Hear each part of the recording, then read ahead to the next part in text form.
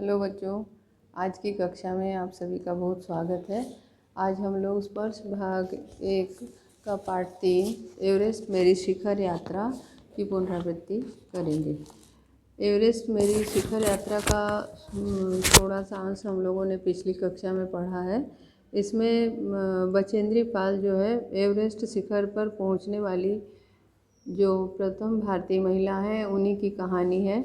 उन्हीं ने अपने यात्रा के दौरान जो भी उनको जो जैसा भी अनुभव रहा उस अनुभव को उन्होंने पाठक के सामने प्रस्तुत किया है।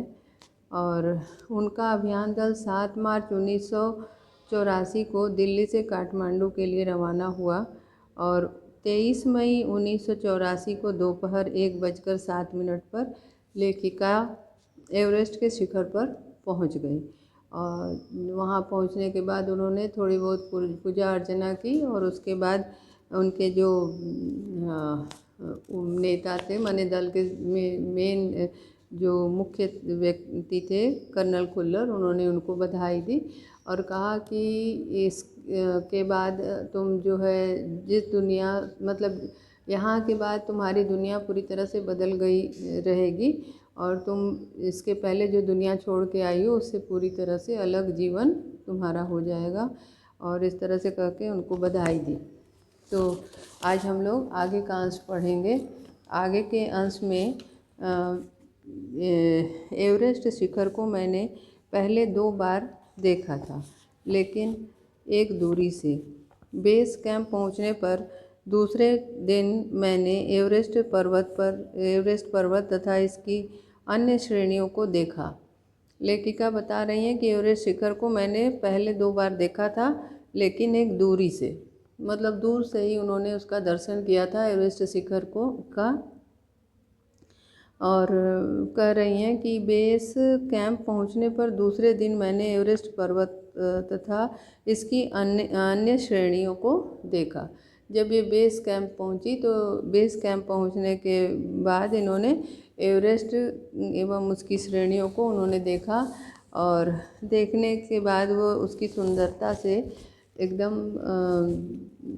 आश्चर्यचकित रह गई और कह रही हैं, यहाँ पे ये बता रही हैं कि मैं भौचक्की होकर खड़ी रह गई। मतलब उसकी सुंदरता ऐसी लगी उन्हें कि वो उसकी तरफ इतना आकर्षित मतलब भाव विभोर होकर के भौचक्की होकर आश्चर्यचकित होकर के वे उसे देखती रह गई।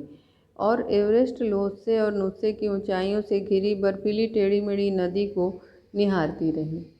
उसके ऊपर जो है जो बर्फीली नदी थी, एवरेस्ट की जो ऊंची श्रेणियाँ थी लोत्से और नुत्से, उन ऊंचाइयों से गिरने वाली जो नदियाँ थी, बर्फीली नदियाँ थी, उसकी सुंदरता तो अद्भुत लगी। हिमपात अपने आप में एक तरह से बर्फ़ के खंडों का अव्यवस्थित ढंग से गिरना ही था। हिमपात अपने आप में एक जो हिमपात हो रहा था, वहाँ पे जो हिमपात होता है वह एक तरह से बर्फ़ के खंड का अव्यवस्थित ढंग से गिरना होता है। अव्यवस्थित माने कभी कम कभी ज़्यादा। अव्यवस्थित में उपसर्ग है और व्यवस्था शब्द है और इत प्रत्यय है। ठीक है, अव्यवस्थित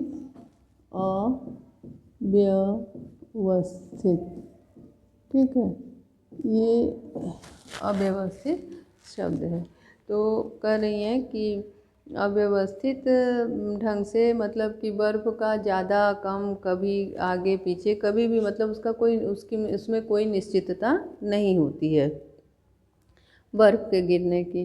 तो हमें बताया गया कि ग्लेशियर के बहने से अक्सर बर्फ़ में हलचल हो जाती थी, जिससे बड़ी बड़ी बर्फ़ की चट्टानें गिरकर तत्काल गिर जाया करती हैं। तो उन्हें ये बताया गया कि ग्लेशियर जब मतलब बर्फ़ की नदी बहती है तो अक्सर बर्फ़ में हलचल मच जाती है। तो ऐसा लगता है कि बर्फ़ में हलचल मच गई है और जिससे बड़ी बड़ी बर्फ़ की चट्टानें जो है तत्काल गिर जाती हैं। और इससे जब बर्फ़ में हलचल मचती है तो बर्फ़ की जो चट्टानें हैं वे तत्काल गिर जाती हैं। तत्काल का अर्थ है तुरंत। तत्काल का अर्थ है तुरंत, उसी समय। ठीक है, तुरंत या उसी समय। तत्काल, तत्काल का अर्थ है उसी समय। तो बर्फ़ की जो चट्टानें हैं वे तत्काल गिर जाया करती हैं और अन्य कारणों से भी अचानक प्रायः खतरनाक स्थिति धारण कर लेती हैं। इसके अलावा कुछ अन्य कारण भी हो सकते हैं जिससे खतरनाक स्थिति बन जाती है। और सीधे धरातल पर दरार पड़ने से बढ़ने का विचार और इस दरार का गहरे चौड़े हिम विदर में बदल जाने का मात्र ख्याल ही बड़ा डरावना था। लेखिका कह रही हैं कि उस बर्फ़ के गिरने से क्या होता है कि धरातल में दरार पड़ जाती है। ठीक है, धरातल में जब दरार पड़ जाती है और ये दरार जो है लंबे चौड़े हिमविदर में बदल जाता है।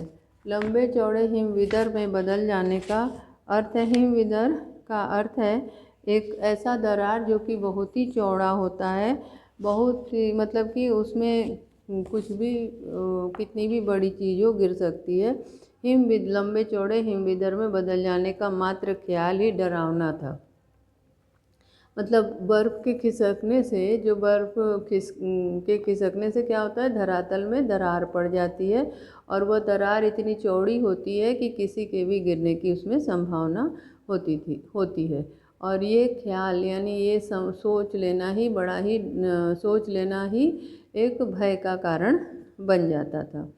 इससे भी ज़्यादा भयानक इस बात की जानकारी थी कि हमारे संपूर्ण प्रवास के दौरान हिमपात लगभग 1 दर्जन आरोहियों और कुलियों को प्रतिदिन छूता रहेगा।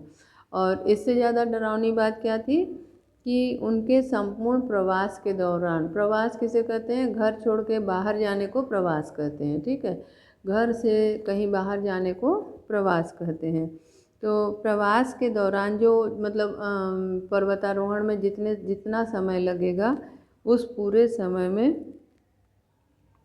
कह रही हैं कि लगभग 1 दर्जन आरोही किसे कहते हैं, जो पर्वतारोहण करते हैं उसे आरोही कहते हैं। ठीक है, पर्वतारोहण करने वालों को आरोही कहते हैं। और कुलियों को प्रतिदिन छूता रहेगा का मतलब उनको कोई ना कोई परेशानी आती रहेगी।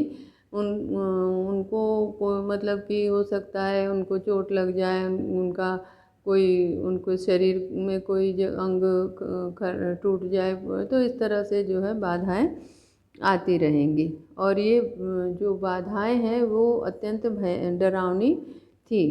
डराने वाली थी। दूसरे दिन आने वाले अपने अधिकांश सामान को हम हिमपात के आधे रास्ते तक ले गए। डॉक्टर मीनू मेहता ने हमें एल्युमिनियम की सीढ़ियों से अस्थायी पुलों का बनाना, लट्ठों और रस्सियों का उपयोग, बर्फ़ की आड़ी तिरछी दीवारों पर रस्सियों को बांधना और हमारे अग्रिम दल के अभियांत्रिकी कार्यों के बारे में हमें विस्तृत जानकारी दी। ये यहाँ ऐसा करें, जब ये मतलब कि वहाँ पर्वतारोहण का कार्य कर रही थी, उसके दूसरे दिन आने वाले अपने अधिकांश सामान, मतलब दूसरे दिन इन्होंने अपने अधिकांश सामानों को हिमपात के आधे रास्ते तक ये ले गई। डॉक्टर मीनू मेहता जो उनके अभियान दल में थी, उन्होंने एल्युमिनियम की सीढ़ियों से किस तरह से पुल बनाया जाए, लट्ठों और रस्सियों का क्या उपयोग हो सकता है, इसके बारे में बताया। बर्फ़ की आड़ी तिरछी दीवारों पर रस्सियों को बांधना और हमारे अग्रिम दल के अभियांत्रिकी कार्यों के बारे में हमें जानकारी दी गई। अभियांत्रिकी कार्यों मतलब तकनीकी जो कार्य हैं, तकनीक से जुड़ी हुई जो कार्य हैं, जुड़े हुए जो कार्य हैं, उनकी जानकारी उन्होंने दी। मतलब मीनू मेहता ने उन्हें अल्मुनियम से सीढ़ियों को बनाने से, अल्मुनियम की सीढ़ियों से पुल बनाने की, लट्ठों और रस्सियों का किस तरह से पहाड़ी रास्तों में माने बर्फीले रास्तों में उपयोग करेंगे इसका, इन सभी का प्रयोग और किस तरह से करना है इसके बारे में बताया। तीसरा दिन हिमपात से कैंप 1 तक सामान ढोकर चढ़ाई का अभ्यास करने के लिए निश्चित था।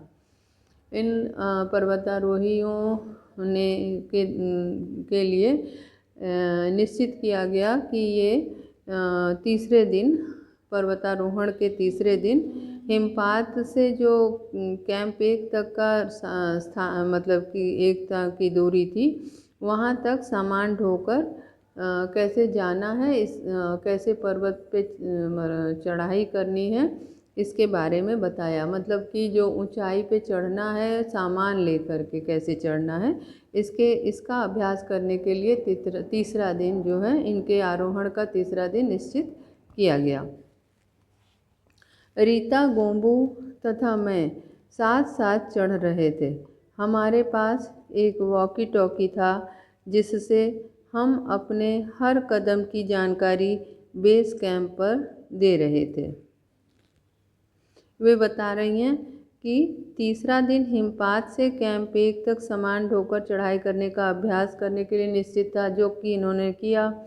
और इनके जो अभियान दल में 2 सदस्य और थे, रीता, गोम्बू और ये मतलब महिला सदस्य में ये दोनों थे, रीता, गोम्बू और ये मतलब खुद लेखिका। ये लोग साथ साथ चढ़ाई कर रही थी।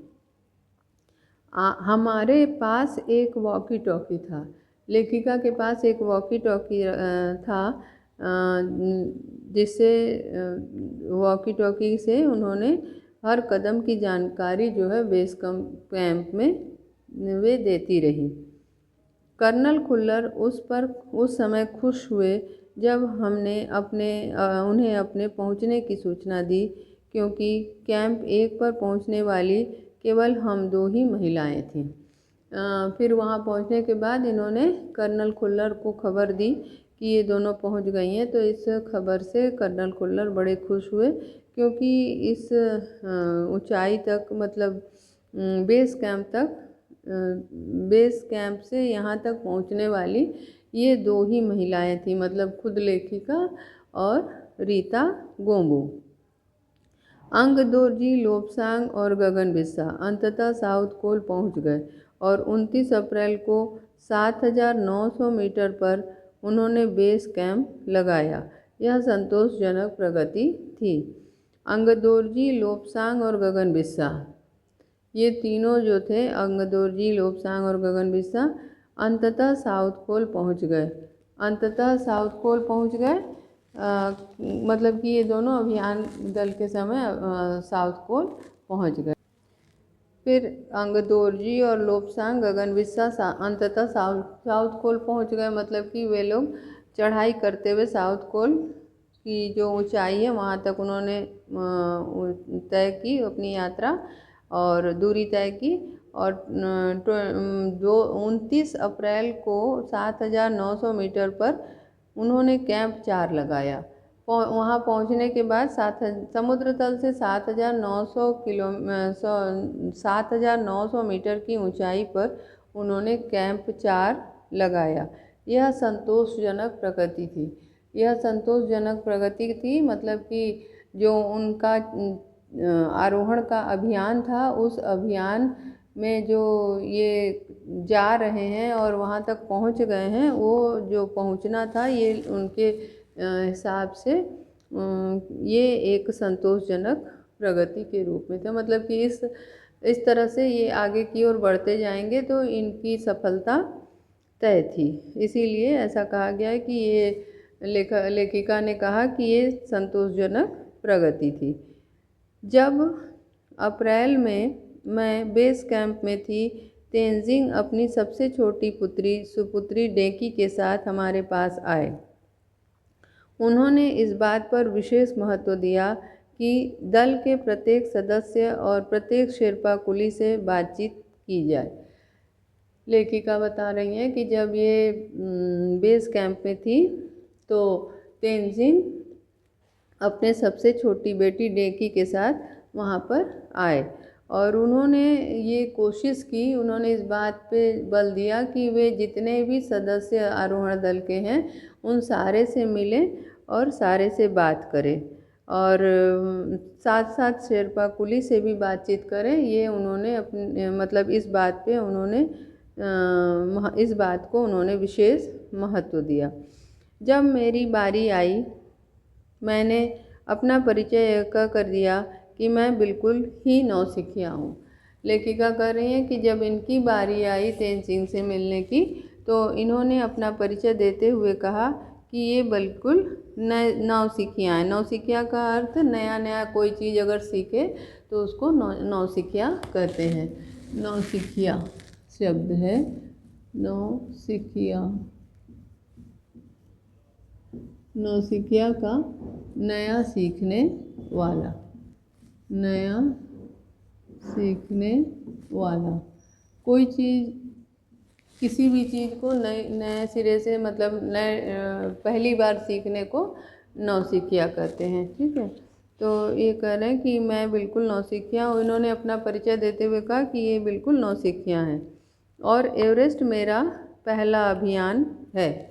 और एवरेस्ट मेरा पहला अभियान है यानी कि उन्होंने कहा कि वे बिल्कुल पहली बार आरोहण का कार्य कर रही हैं और एवरेस्ट की चढ़ाई जो है, एवरेस्ट का आरोहण जो है इनका पहला आरोहण है, पहली बार ये पर्वत पर चढ़ाई का कार्य कर रही हैं।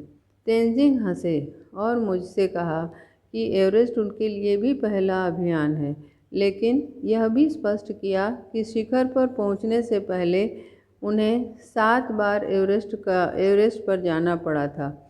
फिर अपना हाथ मेरे कंधे पर रखते हुए उन्होंने कहा, तुम एक पक्की पर्वतीय लड़की लगती हो, तुम्हें तो शिखर पर पहले ही प्रयास में पहुंच जाना चाहिए। कह रही हैं कि उन्होंने जब ऐसा बताया कि वे नौसिखिया हैं तो एवरेस्ट तो तेनजिंग थोड़ा सा हंसे और उन्होंने कहा कि उन्होंने इनको प्रोत्साहित करते हुए कहा कि एवरेस्ट उनके लिए भी पहला ही अभियान है। यानी कि उन्होंने उन्हें हतोत्साहित करना नहीं चाहा और उन्होंने कहा कि ऐसी जो यात्राएं होती हैं वह हर समय कुछ नया अनुभव दे जाती हैं, इसीलिए ये उनके लिए भी पहली यात्रा होगी। जबकि वे इसके पहले 7 बार एवरेस्ट पर जा चुके थे, 7 बार उन्होंने एवरेस्ट की चढ़ाई कर चुकी थी। और फिर उनको प्रोत्साहित करते हुए उनके कंधे पर हाथ रखा और रख करके उन्होंने कहा कि तुम एक पक्की पर्वतीय लड़की लगती हो, तुम्हें तो शिखर पर पहले ही प्रयास में पहुंच जाना चाहिए। उन्होंने कहा कि तुम एक पक्की पर्वतीय लड़की लगती हो, यानी कि जितने गुण होने चाहिए उनके अंदर, जैसे पर्वत पे चढ़ने वाले लोग जो जिस तरह का उनके अंदर जोश, ऊर्जा, उत्साह होना चाहिए वो सारे गुण तुम्हारे अंदर है, अतः तुमको पहले ही प्रयास में सफलता अवश्य मिलेगी। पर्वतीय में 2 शब्द है, पर्वत और ईय प्रत्यय।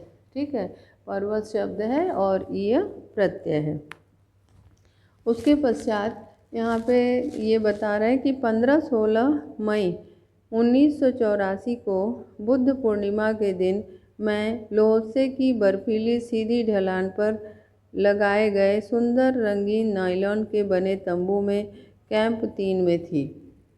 आगे की घटनाओं को बताते हुए कहती हैं कि जब 15-16 मई का दिन था और वह उस दिन बुद्ध पूर्णिमा थी। उस दिन उन्होंने लोहसे की बर्फीली सीधी ढलान पर उन लोगों का नायलॉन का एक कैंप लगा हुआ था, तंबू लगा हुआ था। कैंप 3 था वो। ठीक है, वो वहाँ पे जो उन्होंने कैंप उनका लगा हुआ था वह कैंप 3 था। कैंप में 10 और व्यक्ति थे, उनके अलावा उस कैंप में 10 व्यक्ति और थे। लोब्सांग ताशरिंग मेरे तंबू में थे और लोब्सांग नाम के आरोही और एक तारशिंग नाम के आरोही दोनों ही इनके तंबू में थे। एनडी शेरपा तथा और 8 अन्य शरीर से मजबूत और ऊंचाइयों में रहने वाले शेरपा दूसरे तंबुओं में थे।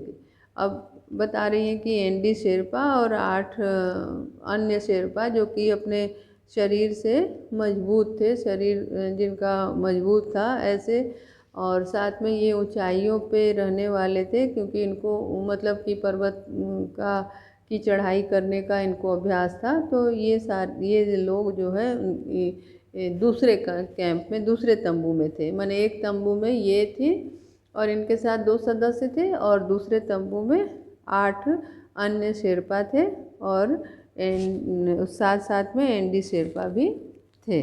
ठीक है, तो आगे बता रही हैं कि मैं गहरी नींद में सोई हुई थी कि रात में 12:30 बजे, 12:30 बजे के लगभग मेरे सिर के पिछले हिस्से से किसी एक सख्त चीज़ के टकराने से मेरी नींद अचानक खुल गई और साथ ही एक ज़ोरदार धमाका भी हुआ।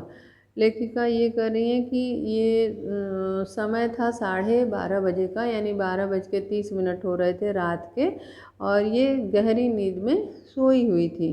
उसी समय क्या होता है कि एक कोई सख्त सी चीज़, सख्त यानी कड़ी, सख्त का अर्थ क्या है?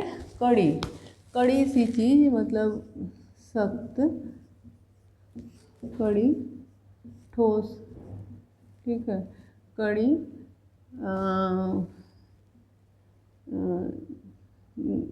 सख्त माने होगा ठोस या कड़ी, कड़ी सी कोई चीज़, कोई मतलब ऐसी चीज़ थी जो कि लगा कि उनके सिर से टकराती है और टकराने से उनकी नींद जो है अचानक खुल जाती है। साथ ही एक ज़ोरदार धमाका हुआ, साथ ही एक ज़ोरदार धमाका हुआ, और उस चीज़ के टकराते ही एक बहुत तेज़, बहुत ज़ोर का धमाका भी हुआ। मुझे सांस लेने में भी कठिनाई हो रही थी। वे कहती हैं कि मुझे सांस लेने, धमाका हुआ तभी मुझे महसूस हुआ कि एक ठंडी सी बहुत भारी कोई चीज़ मेरे शरीर पर से मुझे कुचलती हुई चली जा रही है। तब जब कोई चीज़ जो उनके सिर से टकराई, फिर उनको थोड़ी देर में अनुभव हुआ कि कोई कड़ी सख्त सी चीज़, कोई भारी सी चीज़ जो है परंतु बहुत ठंडी, बहुत ठंडी और बहुत भारी कोई चीज़ उनके शरीर को कुचलती हुई आगे की ओर चली जा रही है, ऐसा उन्हें अनुभव हुआ। मुझे सांस लेने में भी कठिनाई हो रही थी। वह कहती हैं कि उनको सांस लेने में भी कठिनाई हो रही थी क्योंकि वो कड़ी सी चीज़ जो है ऐसा प्रतीत हो रहा था कि उनको दबाते हुए चली जा रही थी। तो यह क्या हो रहा है? उनको अचानक जो है उनके मन में बात आई, उन्हें लगा कि ये क्या हो रहा है, यानी कि उन्होंने कभी इसके पहले ऐसा देखा नहीं था, ऐसा मैंने अनुभव नहीं किया था। एक लंबा बर्फ़ का पिंड हमारे कैंप के ठीक ऊपर लोत्से ग्लेशियर से टूटकर नीचे आ गिरा था और उसका विशाल हिमपुंज बन गया था। कह रही हैं कि एक बड़ा सा बर्फ़ का पिंड, बर्फ़ का टुकड़ा जो है ऊपर लोत्से जो वो था ग्लेशियर था उससे टूटकर नीचे आ गिरा था। एक बड़ा सा हिमपिंड जो है, ग्लेशियर जो है, वो उससे टूटकर आ गया था और ऊपर से टूटकर गिरा था, और हिमपिंड के गिरने के बाद वह जो है विशाल हिमपुंज के रूप में बन गया था। हिमपुंज, हिम माने बर्फ़, पुंज माने समूह, ठीक है, हिमपुंज यानी बर्फ़ का समूह, बर्फ़ के समूह के रूप में वह बन गया था। हिमपुंज का रूप उसने धारण कर लिया था। ऊपर ग्लेशियर से वो टुकड़ा गिरता है और नीचे हिमपुंज का रूप धारण कर लेता है, ठीक है। तो फिर उसके बाद जो है ये उनको ऐसा प्रतीत हुआ कि जैसे कुछ भारी सी चीज़ उनके शरीर को दबाते हुए आगे चली जा रही है और उनको बड़ा ही माने कष्ट का अनुभव हुआ। हिमखंडों, बर्फ के टुकड़ों तथा जमी हुई बर्फ के इस विशालकाय पुंज ने एक एक्सप्रेस रेलगाड़ी की तेज गति और भीषण गर्जना के साथ सीधी ढलान के नीचे आते हुए हमारे कैंप को तहस नहस कर दिया।